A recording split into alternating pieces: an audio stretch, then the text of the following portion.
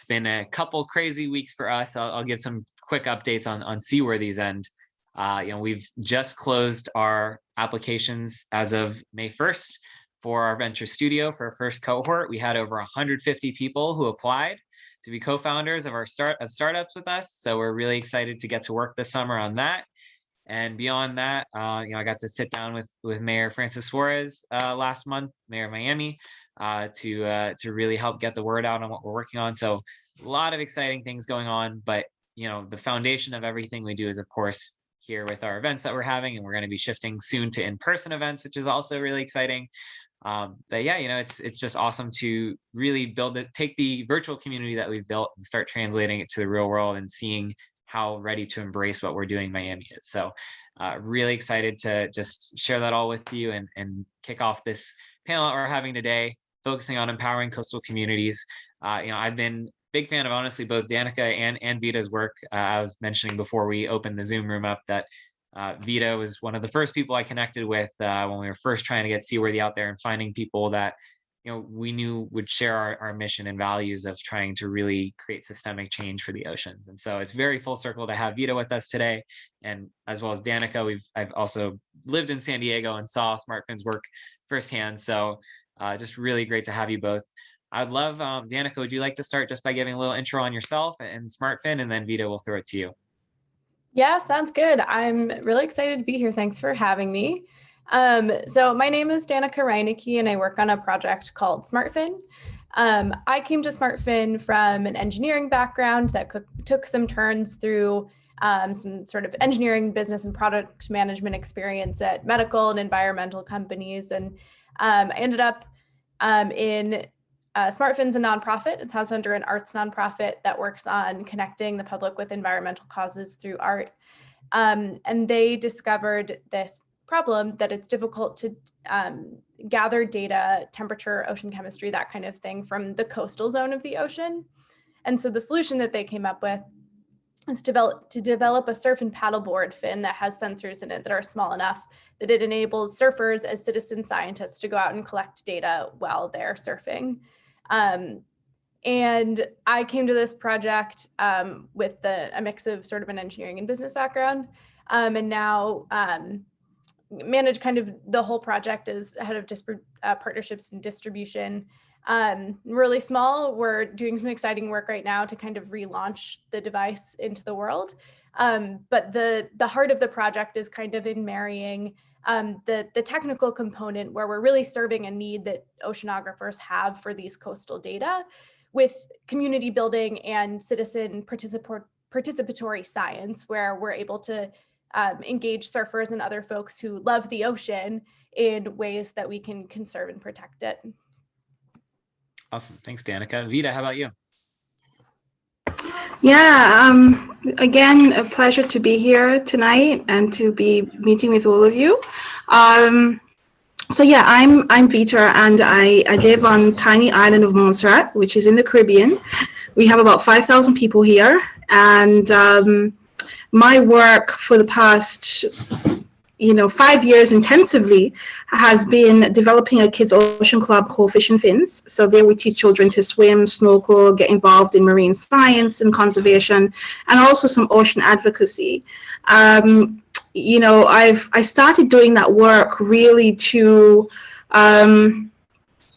get our community more involved and reconnected, I would say, to our ocean space, working a lot with our local fishers and people in our community from grassroots right up. And that work really has spiraled into more sort of like consultancy work across ocean conservation, blue economy, as well as ocean justice. And what else can I say about myself? I'm a single mom. I've got an 8-year-old.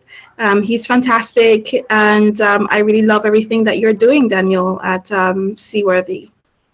Well, thank you, Vita. And I'll just say, both of you guys have been working on projects that, to me, are really, in my mind, just what helps drive the field forward. I love to use the term democratizing the opportunity for people to engage in, whether it's the technical side or just the actual immersion into the ocean, right? And I think that aspect of creating accessible opportunities and giving people the ability to take the leap into the ocean space is so much ingrained in how we do what we do. So really thank you guys both for what you're doing there. So we're going to do today, we have a list of preset questions as always, and then we'll open up to Q&A the last 15 to 20 minutes or so. So feel free to put your questions in the chat as we go through our conversation today.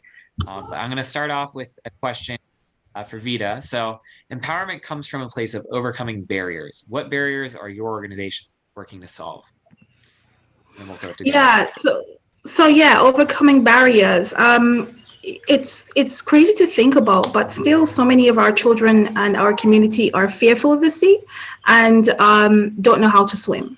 So really and truly, it's almost impossible to get engaged in that space in terms of caring about coral reefs, wanting to preserve that space, but also the financing side of this as well. Like, how does this work and this exposure create opportunities for communities, for young people in terms of education and development, for community in terms of infrastructure development and so forth. And in order to even get to that place, you have to start to have a bond with the ocean. So for us, we've been breaking down that barrier of really connecting and immersing people to the ocean, and then also connecting the barrier that we tend to have is living on small islands is exposure, right? It is the ability to collaborate and network. And our program has been able to bring the island culture, island conservation to a wider community. So we've had volunteers come to work and do ocean science and everything from surfers, lifeguards to scientists and teachers.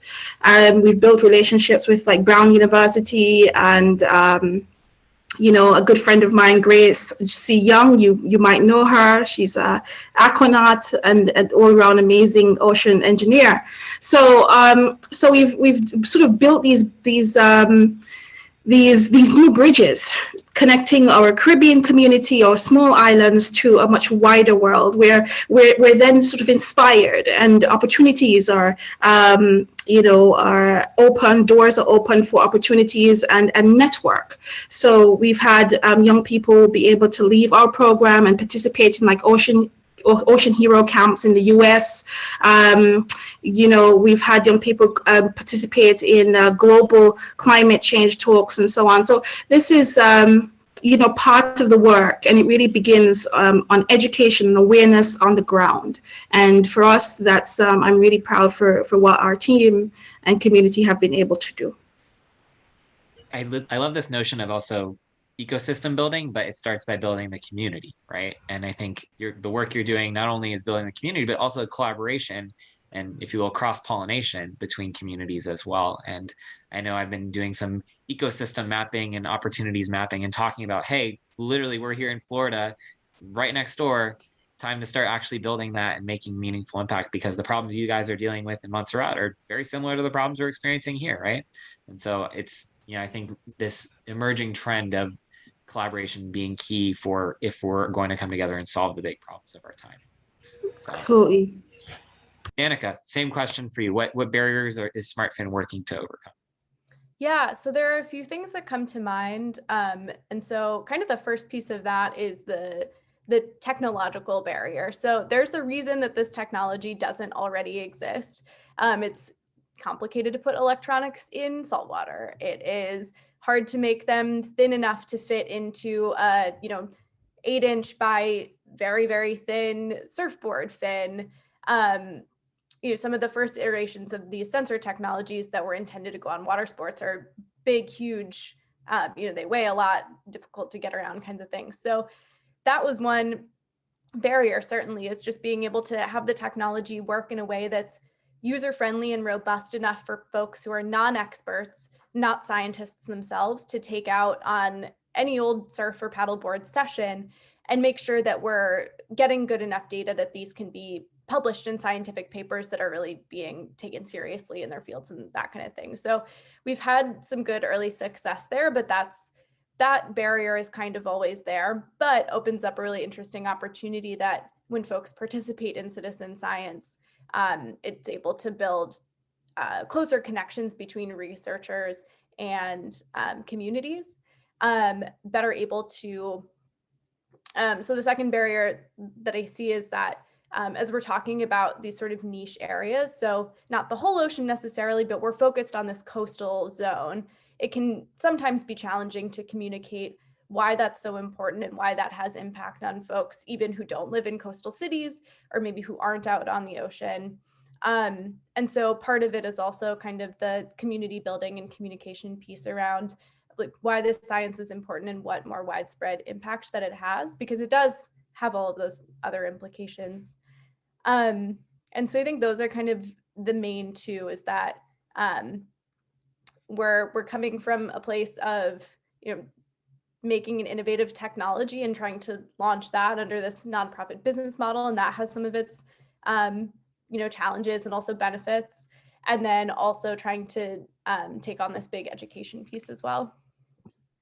And it's interesting to me how education, it always seems to come back to education, right? Not only education of the opportunity, but really of, what role people can play. And again, I think really when we talk about the democratization of opportunity, it's making people understand that you don't need a marine science degree to do marine science work, right? And just that it's as simple as paddling your surfboard out and just surfing the waves. But I really think that's so cool that the technology is making that accessible for people. And as we think about kind of the future of that, right? Even wearables, right, have already demonstrated so much of how we can be generating data, and it's such a equivalent thing to be able to implement for people. And so love that you're basically taking advantage of something that people love and just adding on that extra layer of science. So moving on to our next question, and Danica, I'll throw it back to you to start. What methods have you used to get your community to adopt citizen science or ocean science through your product or service? Yeah, so this one's pretty straightforward for us. Basically, through this technology, as we just said, we've given people a way to do that, where otherwise citizen science efforts that are in similar veins include, going out and sampling water quality. And so we're hoping that the Smartfin eventually will be able to build on kind of that idea as well through adding different kinds of sensors. But folks are familiar with that, like going out and taking a test strip and a sample of water and sending it to a lab, maybe you're doing those kinds of experiments. So this is another way where you can gather a different data set and learn about coastal ocean health and data and all of that kind of as you go. We've had a really good success in working with groups that are sort of already organized around environmental issues and water sports. So Surfrider Foundation is the biggest one in the US, and they're really great to work with. They've got chapters all across the US, folks who are really excited about this work already and organizing around beach cleanups and advocacy for their local waterways and all kinds of stuff already. And then through that, we've also thought a lot about what the business model is and how we want to get fins out into the world. And first and foremost, we want to make sure that we're gathering data that are useful for researchers, so that that's kind of the main point. But then also,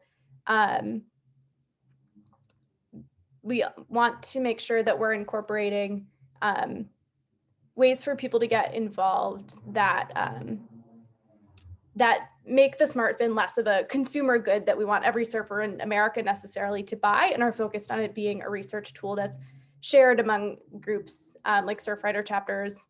And that's where the idea of like rental shops and that kind of thing comes in as great partners for us, so that, if you don't, maybe you're not a paddleboarder, but you want to be involved in this, and this is your jumping off point for, some other citizen science project or environmental activism.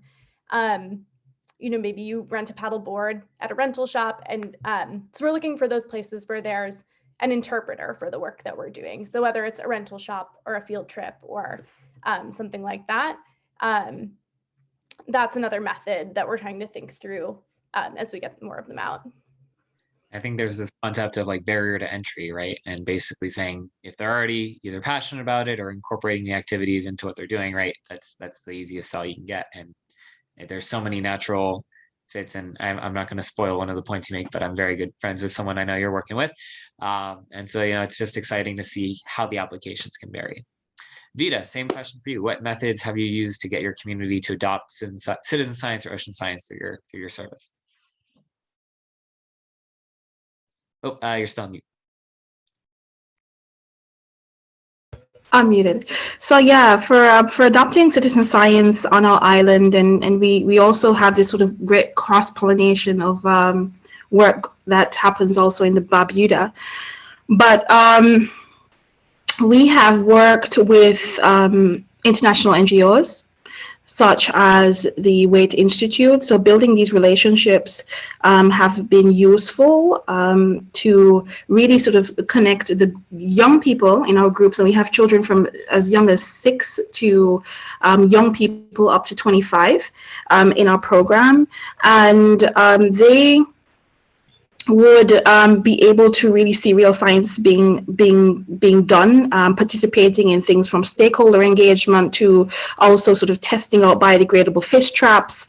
And we have also collaborated with the government a lot as well, and the ministries of fisheries and the environment in providing data in terms of invasive species. So children in our program, once they know how to swim and snorkel, they then learn to duck dive and free dive, and they will collect everything from marine debris to be able to identify a list of invasive species that might be on the island that can be reported back to the fisheries department or to the government as well.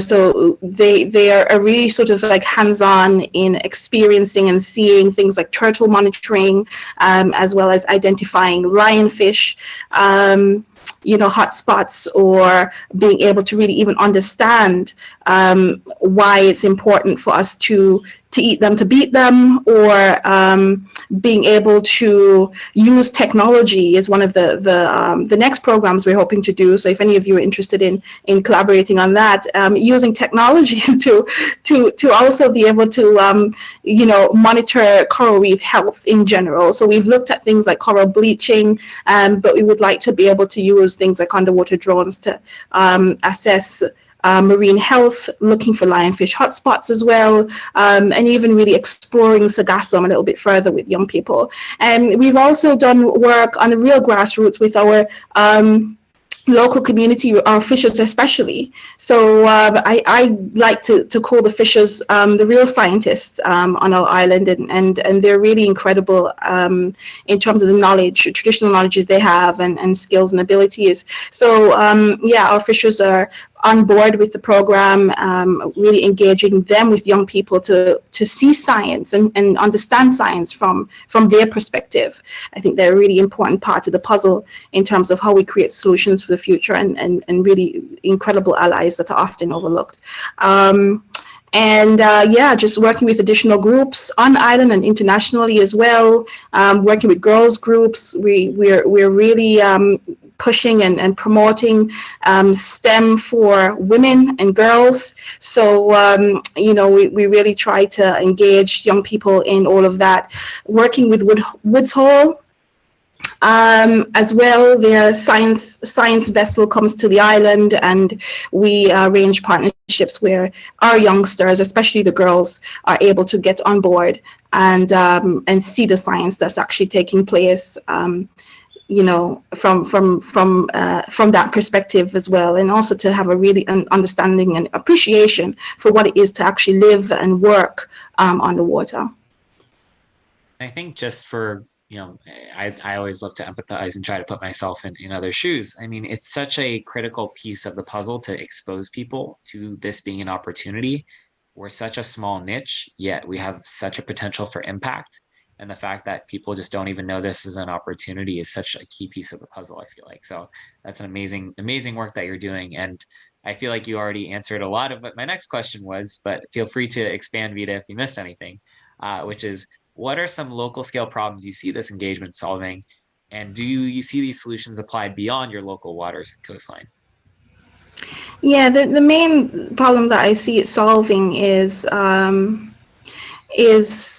something that really hit home to me personally and really just from the lived experiences of running this NGO on the ground. And, you know, it was the idea of getting young people very excited about the sea, getting families excited about the sea. They're learning about coral reefs, they're seeing everything up front, but then what, right? Then what? I personally didn't believe that we were making enough of an impact if we didn't get our community to understand the business, money, opportunities for innovation that they also could play a part in. So for me, it's been really trying to connect the dots and really connect our community to these blue economy opportunities. What does this really mean for our community? What does it really mean for what do we want? What do we want? They need to be part of the conversation, and to get there, you know, this work was absolutely critical for us to have a meaningful conversation, and for them to also begin to see that it's more than just beautiful beaches and parties on the beach and holidays on beautiful Caribbean islands, but we have a part to play in really providing useful data for science, as well as you know, providing an opportunity for economic development for the islands, you know, in a more restorative way. I think one other piece, and this actually gets back to the collaborative piece that I think is a real opportunity, is you guys don't necessarily have the same policy constraints that we have. I know we have friends at the Blue Action Lab in the Bahamas, right, that are creating these spaces that we can develop prototypes of aquaculture and mariculture that would take years to get permitting for in the US. And so I think that's another key piece of the puzzle, is that rather than, you know, say we have to develop all the quote unquote innovations here, right? I mean, if we can implement them there and it's applicable here, it would help theoretically provide more pressure to get our policies up to where you guys are at, and really actually implementing these solutions. So I think that's just one other win as well in bridging our building our blue bridges, as I like to say. Yeah. Danica, oh, sorry, go ahead, Vita. I wasn't sure if you No. I'm listening to you and agreeing. That is a good point. But yeah, you can go ahead.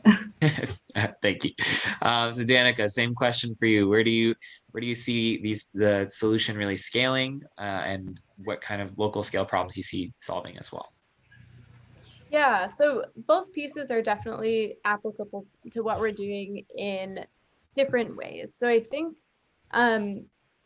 we are taking a focus to work with specific researchers on the specific places that they're studying and making sure that the data that we're gathering are useful to answering those questions. I think what we'll learn from that is, because these are research projects and we don't know what the outcomes will necessarily be, it's hard to say, we're going to use this data to solve this place, then we're going to go do that everywhere. But I think we'll find out what kinds of questions we are able to answer well. And we believe those will be things like, how do microenvironments affect coral health and influence things like why some coral bleach and some don't in the same reef? So really specific questions like that, that once we know these data are useful for answering, we'll be able to do it in more places. The other piece of that is that once we prove on small and local scales that we're doing good work that helps engage more people in ocean health and conservation and ocean tech, that's also something that's replicable to any place that has, you know, a waterway, basically. So also important to note that we started in the ocean, but the Smartfin can also be used in a lake. It doesn't have to be salt water, so we aren't limited just to that application. And then on the more global scale, once we have pretty significant volumes of data, there are these kind of global questions that we can start to answer because we'll have data to be able to do it. So things like how marine protected areas compare to non-marine protected areas start to be things that we're able to talk about and have an influence on that conversation. And then the other part is that as we're growing, we're a really, really tiny organization. And so we're collaborating with other ocean technology companies or nonprofit organizations to find ways either to collaborate on specific local initiatives that they have or to help our scale with researchers in different places. And then also we have this water sports industry component. So there's a lot of interest from kind of the surf industry. People think it's a cool idea and are often looking for ways to give back or, use their platforms in productive ways. And so that's something that we're really excited to do more of. And one example of a kind of industry partner there that we didn't expect, but is likely going to help us scale, is an organization in Southern Florida who have essentially developed the kind of like Lime bikes, if you're familiar with those, of paddle boards. So it's kind of paddle board rental that you don't have to go to a shop for. And we're working with them to figure out how we can incorporate our technology into their technology, because there are some ways that that's mutually beneficial, because we've already developed GPS because you need to know really specifically where the Smartfin is for the data to be useful, and they want to know where their paddle boards are so they don't get lost or stolen. So there's some really nice technological stuff there, just as an example of something that we didn't necessarily anticipate, but is specific to Southern Florida right now, and will also likely scale. And also, I mean, the capacity here locally, I can say for South Florida too, is detecting harmful algal blooms too. If that could play a role in that, that's huge. But either way, that's exciting. And I know the guys at Paddle we're good friends, Andres and I. But it's just, I think when we think about scaling technologies, it's so important that the applications are diverse. And I also love the whole freshwater saltwater thing, because if anything, freshwater is a lot friendlier to tech. But no, I just really think that democratization, again, getting back to the kind of key term there, is really powerful. And it's really exciting that you guys can already see scaling that. And move on to the other side, which I brought up earlier, and Vita, I'll throw it back to you for this next question, is how might we use this to drive local or domestic policy or innovation? And how do you see citizen science and engagement really strengthening that?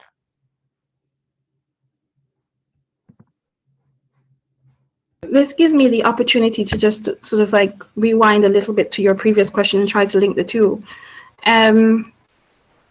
Now, two things I sort of thought about that are really important, and I was reminded by this when you said, we're ideal testing grounds, and we don't have as much policies and so on in place at the moment. Now, this is good and bad, because of course we are promoting a regenerative, restorative blue economy. We don't want to end up in a situation where we have invasive species that have been introduced to our waters, or technologies that have gone bad, haven't been funded, and it's left a mess, right?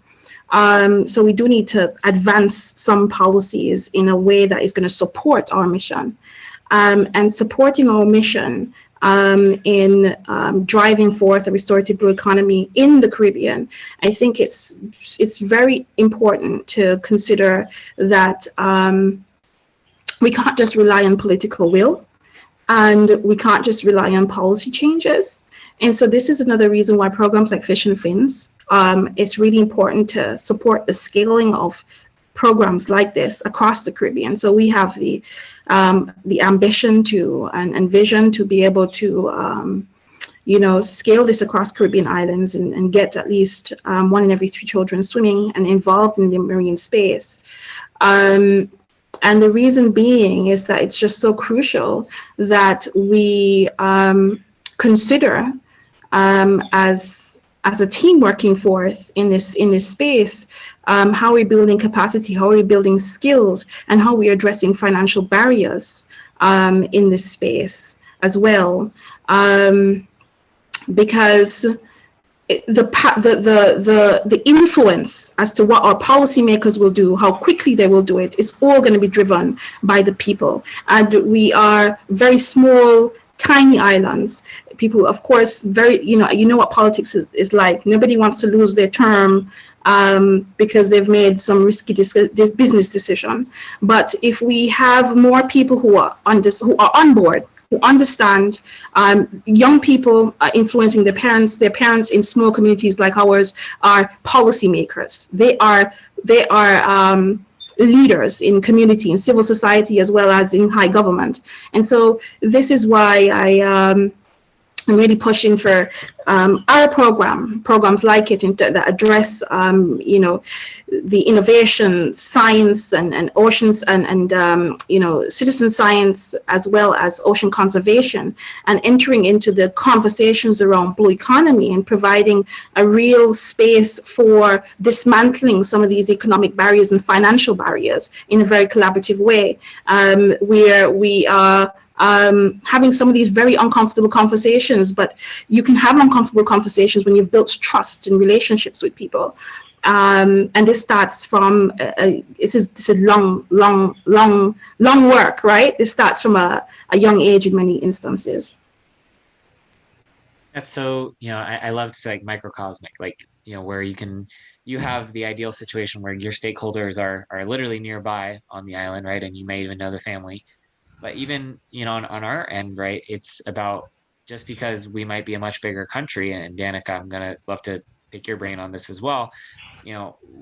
We're still enabling ways to, no stakeholders out of reach, right? We're still enabling ways that if we're able to get the data, right, get, something to actually say, hey, this should be something on your radar and we need to be doing something about it. That's really key. And so I'm curious kind of on Smartfin's end, how that all ties in, Danica. Yeah, so being able to drive policy decisions and that kind of thing has always been on our radar. And the two ways that I see that connecting are, one, just again, that once you have data, you can make data-driven decisions about how you manage water resources, how you protect or don't protect, or what it means to be protected, and how you make those regulations and things that are really important. But the other piece, I think, really builds on what Veta said about pushing policymakers through movements. And so when I think about more the community organizing piece of this, it's, I think, a lot easier to build a movement around something that's really fun and inviting. And I think that that's kind of what we have around this Surfing for Science avenue for people to join, the climate movement, the movement for ocean health. And I think that that's a really powerful way to get people on board and involved and aware of what's going on, so that movement can then pressure policymakers about things that maybe aren't as directly related to the data that we're gathering through Smartfin, or research that's too early to inform policy at that point. But through both those avenues of having really strong data that give us insights we wouldn't have other ways, and also building this movement and adding fuel to people being involved in ocean conservation, I think, are the two ways. The other way, one more, is that, so Europe declared it the decade of citizen science. And I think we all can see examples right now of ways that it's important for the public to understand what the scientific process is, or what it means for something to be scientific. And citizen science is a really important way to build that trust between communities and what can sometimes seem like a black box of researchers that you don't know anything about. And so that's my last one, but I also see that as really important. I love how this concept of building trust keeps popping up, and I know Kirsten's asking some good questions, so I'm excited for her to jump in when we get to the Q&A. And I think it's interesting because I think the whole concept of trust also is basically leaning on science communication as well, right? Because if we just throw science at policymakers and are leading with our, if you will, biased lens in some ways of being focused on the hard facts, which of course they don't necessarily want to hear, right? It's a delicate line, and finding ways that we can make it not only digestible but actionable, right? It's an interesting, that's the best way I could put it, interesting problem. But I think something that, as we democratize and get more people involved with diverse backgrounds, is something that hopefully could lead toward more effectiveness toward that. So that's really exciting. So with that notion of inclusion and collaboration, I'm going to throw it back to Vita with this next question, which is, how might we better facilitate global collaboration with small island developing states? Yeah, that's a good question. And it takes time my concern with projects and that are grant funded is that you have these very short windows to act in, to provide your results in. And really, if you're going to create legacy work, meaningful work, really investing in a space, you have to invest in that trust and relationship building.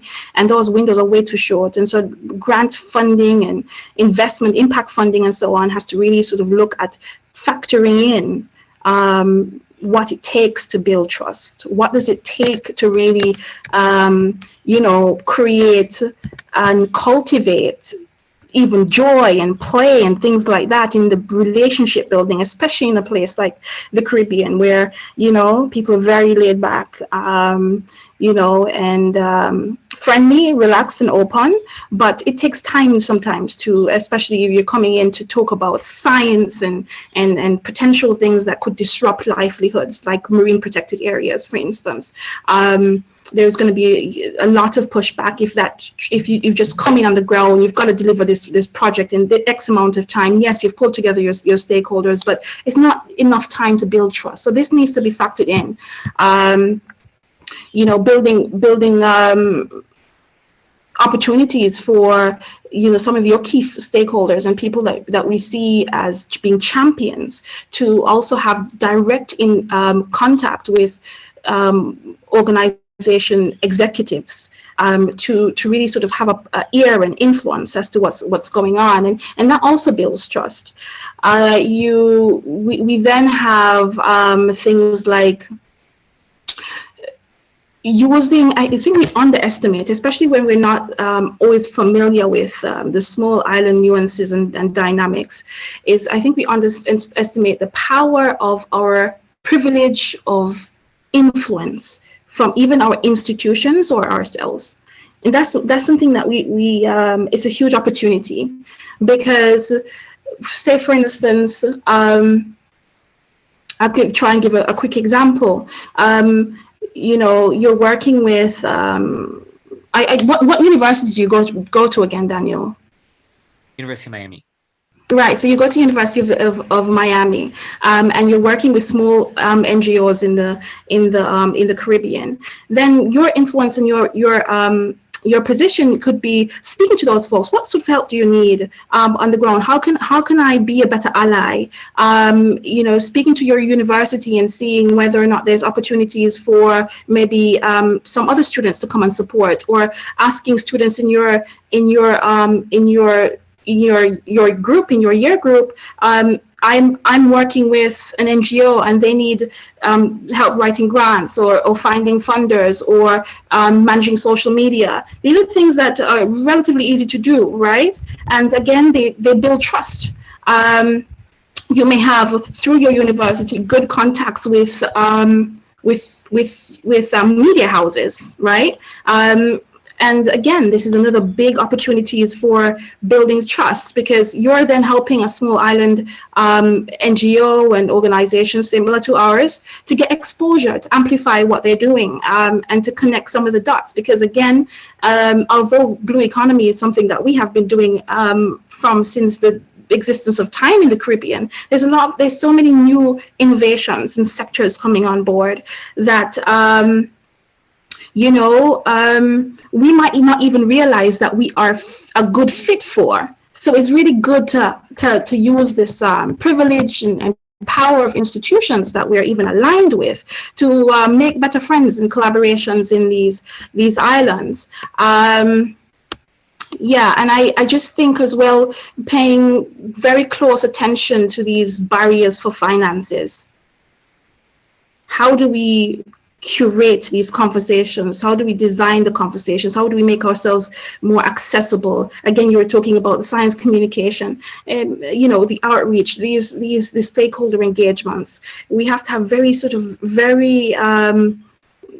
accessible conversations, very clear conversations, and be very transparent in terms of building these relationships, especially when it comes to money and how people are in a position to make money. Because a lot of the times, I'm still trying to even figure it out, we're trying to figure it out. So you could imagine folks who are brilliant in their in mind and experience and life skills, but maybe haven't gone to great universities, haven't finished school, but with that support, are able to elevate their idea into an innovation. And this takes more than just sending out an application and saying, oh, we've got an innovation lab that's opening and we want to get proposals. You have to build trust. This is you have to build relationships. You have to really be conscious of the financial barriers. Nothing can happen in this space for the ordinary people if we don't address these things, if they don't have capital. They can have all the big ideas, but if you don't have capital, nothing is going to happen. And again, our positions in terms of being good allies and collaborators can help us address some of those doubts and suspicions that realistically could be on the ground. Like, we're trying to build blue prosperity, but who are we building blue prosperity for, right? So that's my contribution. No, I appreciate it. There are so many good points. One of the things that I also have been more aware of as of late is the emergence of cryptocurrencies and blockchain, right? And that I actually have hope and am starting to wrap my head around it all, that can actually help be the democratizing tool to enable access to capital for countries that can produce the work that benefits the world, right? And that it's a global democratized system. Jamaica has recently started its own cryptocurrency in the cockpit region. So they're buying, I'm still learning about it myself, but I think you're right. You're completely right in terms of the opportunities that it provides us. And so we all need to add another thing to our list of, innovations, financial innovations to explore and learn all about. It's funny how you don't realize fintech still has ocean tech applications too. Anyway, sorry, Danica, I do have a similar question, or a question in a similar vein for you, which is, how can we use technology like yours to bring more people into the blue tech field? Yeah, I think it's a really interesting question, especially when we're talking about Smartfin and the sort of institutions or frameworks that we've talked about already are that we're going through research universities and that we're accessing or building community with people who are, maybe already surfers or paddleboarders. And those are pretty specific subsets of people. So as we're thinking about how this is a democratized and equitable opportunity, I think it's also important that we're aware of maybe the ways that those groups don't promote equity all the time. So yes, we're looking at researchers, but we're also trying to make sure that those are a diverse group of researchers working on different things, and that we're able to work with folks either who have budgets for technology or that we're working on grant proposals and kind of, those other financial systems that you have to overcome in lots of different cases. And then on the sort of surfing and water sports side, we're also really being attentive to building partnerships with groups that are building diversity and inclusion within those sports. And so trying to look for ways that we can promote Smartfin as an educational tool for people who maybe aren't traditionally in those sports. So organizations that focus on women or people of color, and school field trips are just ways to build community outside of what you typically think of as a surfer, or what you typically think of as a researcher, has been really important to me. It's, for me, I think it's such and this has been something I think that we've been touching on throughout this conversation, that this equity and inclusion piece is part of it, whether it's in collaboration and trust building, and more importantly, access to resources, technology, the ocean itself, right? There is such this embedded foundation to that I think we're seeing finally long overdue emerge for this space. So that's really great that you see that the technology doing that as well. I was gonna throw it to Q&A, but Vita, did you have something you wanted to add real quick? Sorry, hand go up. Oh, no. Okay. In that case, we're gonna move on to our question and answer. So Kirsten, would you be comfortable unmuting to ask your question? Yeah, I'll start with the second one, just because seems like it's already been talked about quite a bit, but just like, how have you built trust with the communities you work with, and any like specific examples there? Danica, would you like to start, or Vita, feel free to jump? I can start.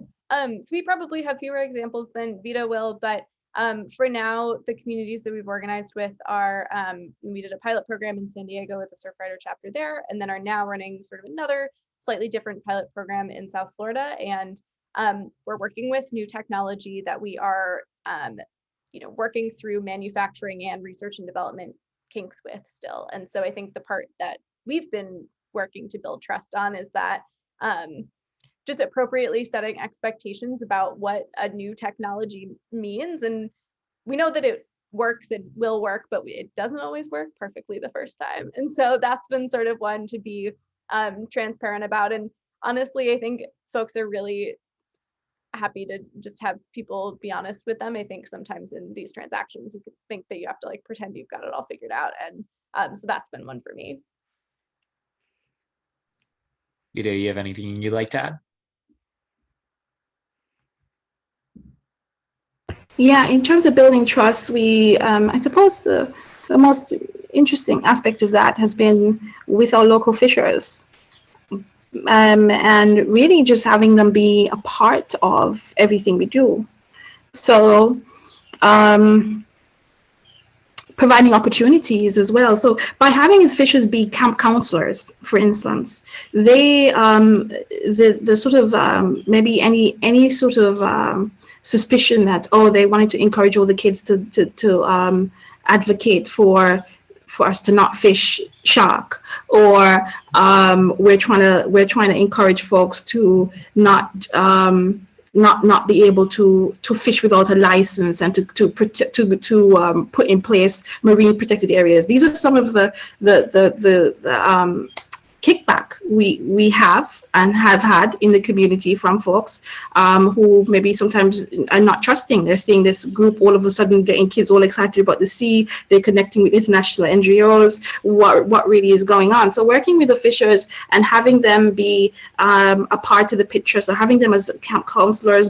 We haven't got a boat of our own, so they're like boat captains taking us to various areas. So it's really having that relationship where we're very transparent.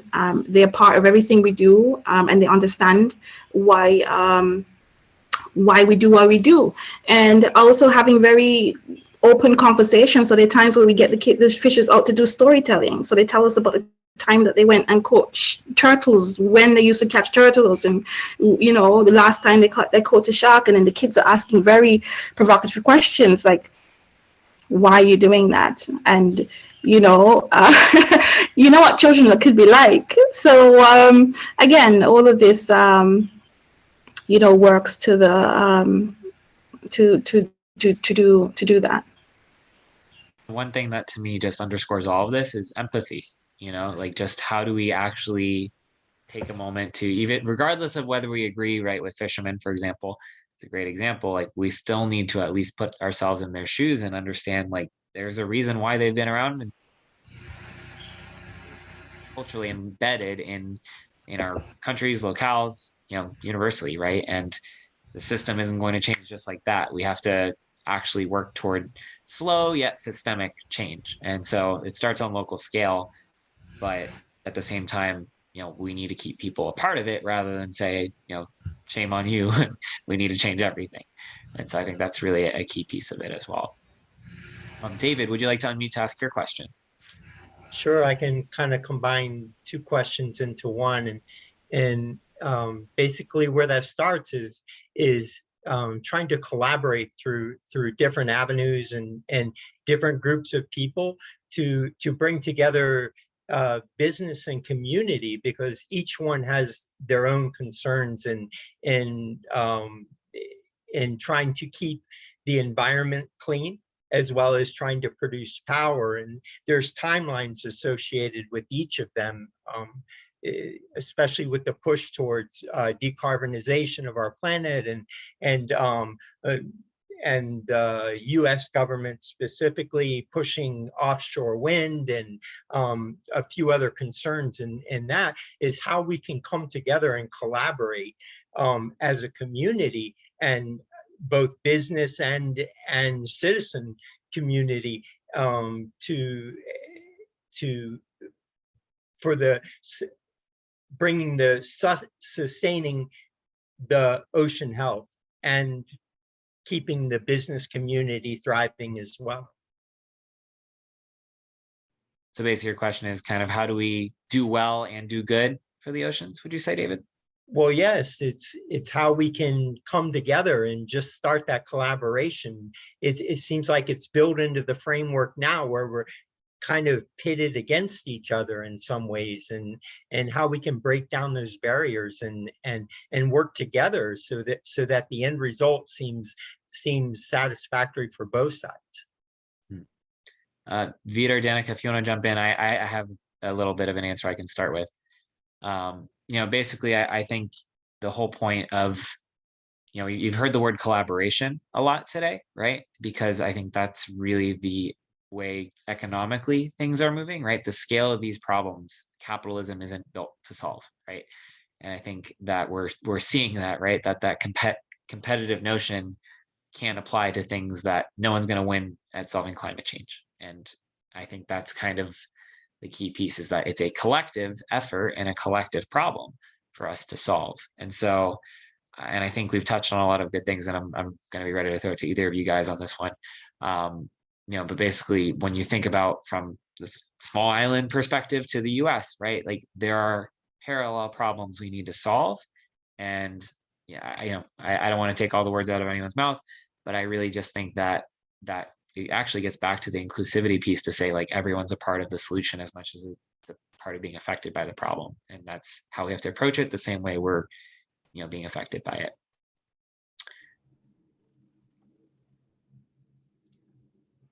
Yeah, I have a little more to add on that.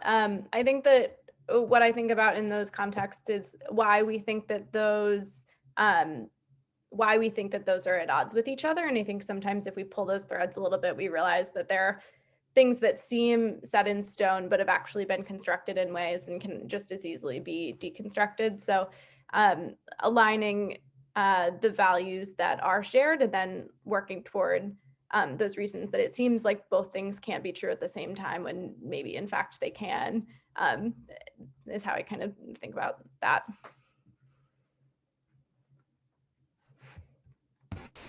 I agree with everything that's been said. I don't have much else to say, but the point that came to my mind is, in these inclusive, transparent conversations that we're having and trying to find these alignments, a key stakeholder that I think is often missing in small island states is the credit unions, the cooperatives and banks, because with good relationship building there, it's surprising to see what our local banks would want to align with and for.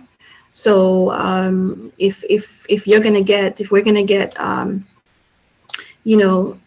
better rates, potential loans, or even the bank taking a more open appreciation for some of the blue innovations that we're doing, then this is a major win. So I'm just contributing that in terms of like the small island perspective. I think speaking to the credit unions, the cooperatives and the banks is often a piece, again, that we maybe overlook. And I think it gets back to that macro versus micro scale, right? No matter what geography, right? That we have to solve these things starting small before we can scale them large, borderless problem. I'm gonna throw it to Claire to ask her question next, if you're okay unmuting Claire. Hi, everybody.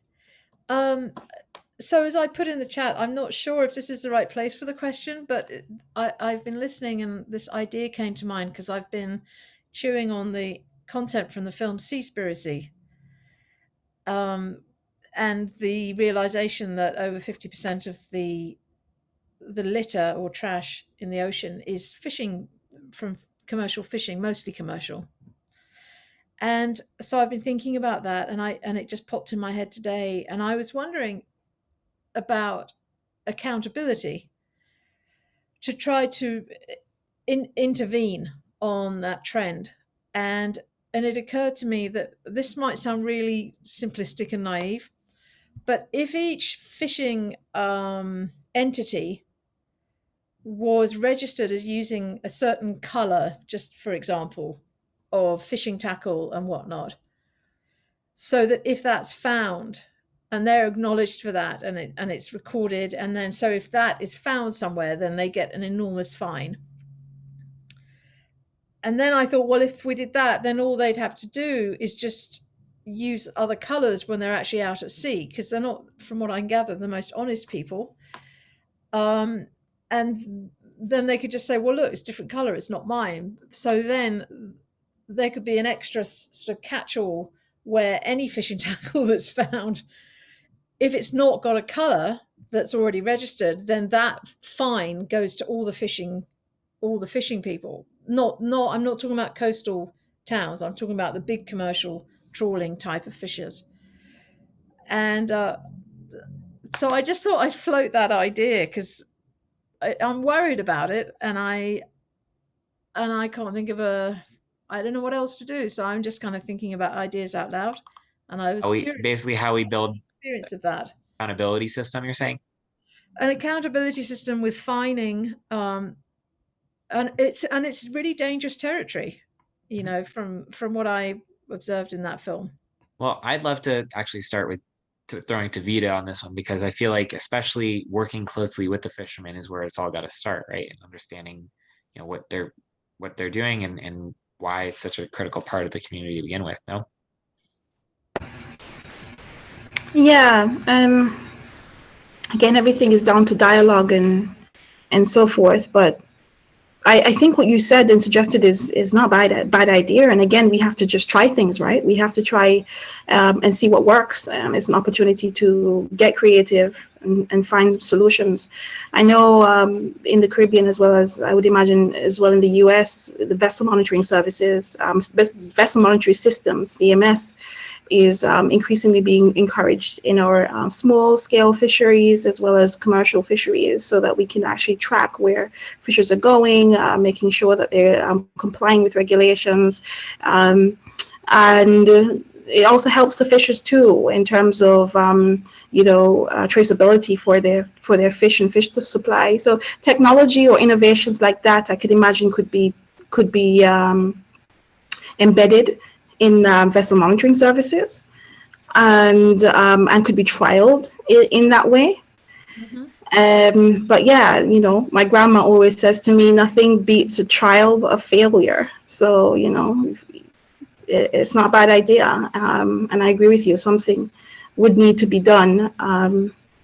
But I see the use of technology. It's, you know, there's so many different advancements happening right now that would allow for us to find some viable solutions. And just to add to that too, I mean, you know, I think there is, whether it's traceability, that's a tough issue, but I want to kind of connect it to what we've spoken about today. You know, it takes this notion of a democratized or really just community driven approach of understanding what practices are actually being held, right? And so that rather than everything happening in a vacuum, right, we actually have a community of solutions that are working together so we can actually build real sustainable systems. Because I do agree with Seaworthy that the notion of wild caught fish being sustainable is pretty flawed. But at the same time, you know, there are ways that we can create sustainable fish supplies and can create sustainable fisheries. It's not all or nothing. And we've had rants on Seaworthy in the past, so I won't go too deep down that rabbit hole. But I'll just leave it with saying that I think having it again as this collaborative system and having stakeholders on both sides engaged, and you know, that trust, honestly, I feel like that's been the central theme of today, that trust that we can actually create sustainable yields and hold people accountable to that. It all starts collaboratively and through real communication and relationship building. Danica, do you have anything you wanted to add before I wrap everything up? Oh, sorry, Danica. No, go ahead. That's great. Well, I'm thinking about the more local fishing communities, and I haven't thought this through, so there could be total flaws in this, but if they also were reporting on what they find, because they're quite likely to find stuff if they're fishing in some of the same territories, whether or not some of that reporting could generate an income for them, as well as further protections for the territories that they need to have access to sustain their own local fishing practices and livelihoods. So I don't know if that would make them a target, but I'm just trying to think of a way that something can weave. Well, I'll just say it's a rabbit hole, because it's a lot of a lot of discussion to be had on developing this. But I'll just say that at the end of the day, having just, again, it's really systems building and community building to start is the foundational piece. And after that, there's a lot of layers of complications beyond that, as you've already touched on. But I really think that, especially just with what we've discussed today, that it starts with relationship building across the board and collaborative spirit between fishermen and local government and citizen scientists even. Danica, I wanted to make sure you had a chance before I wrap everything up. Anything else you wanted to add? I saw that in the chat that someone had asked about what makes me proud when thinking about my organization's mission. I feel like that's a good one to wrap it up on. Yes. So what comes to mind for me there is that, and I'll explain this because it'll sound odd, but in many ways we're doing this like the wrong way. So we're a tiny arts nonprofit who came across this problem with ocean health, and through basically not having an ego about it and being able to find the right partners and work with the right people, it's an idea that people are really excited about and is actually coming to life in a meaningful way. And so I think that that's the part that I'm most proud of, is that none of us are marine scientists. None of us, we don't have what you might expect to be sort of the right skills for this. And yet through just really being excited about it and seeing the value of it, have been able to make it work. Awesome. Well, I know we're a little over time, so I want to stop us all here and just say thank you, Vita and Danica, for your time today. This has been a wonderful panel. Vita, so glad to have you back in the fold, and Danica, so glad to finally get smartphone. It's been a long day. Smartfin in the loop with everything we've got going on here. Really, really excited about the work both of you guys are doing, and looking forward to having you guys with us as we get into venture building this summer. So, and to everyone, great questions today as well. Julie is going to put some just links in the chat if you'd like to get involved with us again. But please, we'll hang out for a minute or two if you have any last questions I'll hang out for them. You guys are free to go. But, if you have any last questions. But thank you all again so much today, and really great panel.